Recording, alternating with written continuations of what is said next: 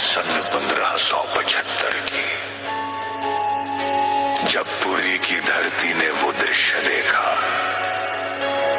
जिसे आज तक कोई भूल नहीं